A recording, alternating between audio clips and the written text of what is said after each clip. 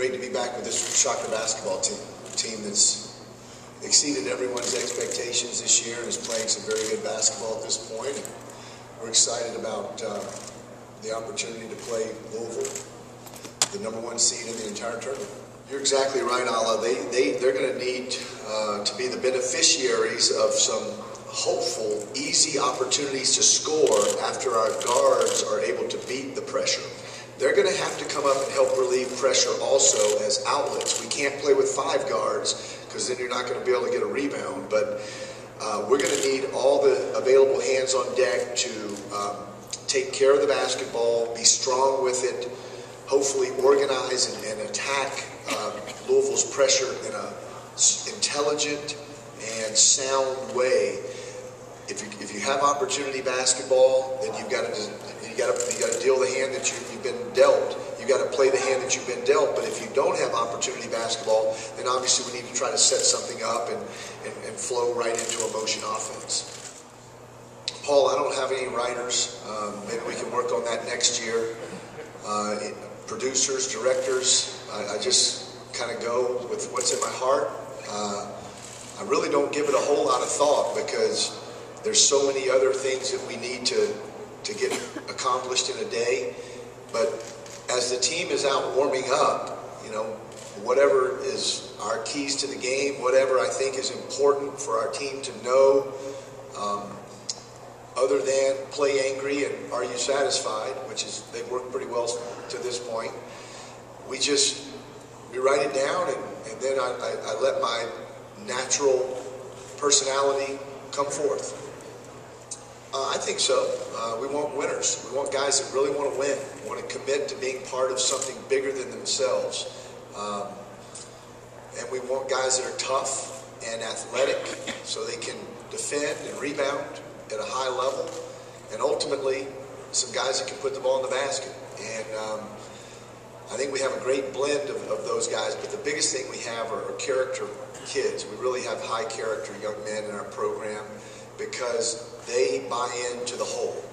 They're not interested in individual stats, but at this point they're all being interviewed. They're all getting sized for Final Four rings. They're all getting new Nike gear sent to them by the droves, and it's just a great experience. So what we've been teaching, to the victor go the spoils, and when we win, everybody gets a piece of it, can never be more true than right now.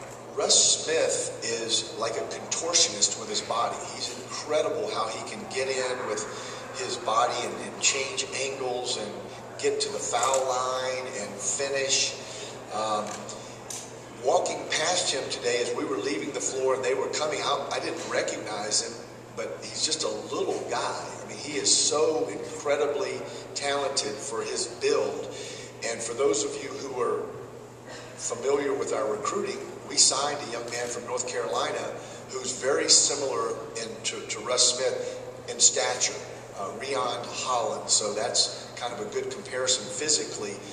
I hope Rion can play like him, and we really are excited about Rion, but that's lofty expectations. Russ is tremendous in his ability to score the ball on the bounce. Malcolm is a little different. Malcolm's more of a mini train, if you will. He's stronger, stockier, thicker, not quite as shifty and can do the things with his body the way Russ can, but he can bully a littler guard a little bit. Not that not saying he's going to bully Russ Smith or Peyton Siva, but he has tremendous strength in his hands and his thighs, his lower body.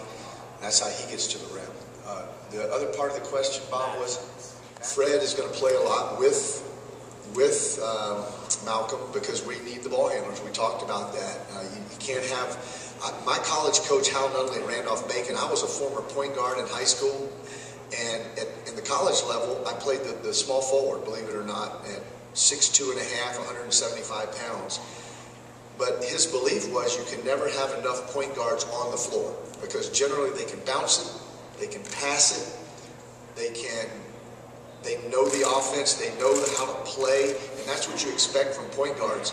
So I've carried that belief to all of my assistant coaching jobs, head coaching jobs, you better have 3 point guards, because if one goes down, you need 2 in every game because you need a backup.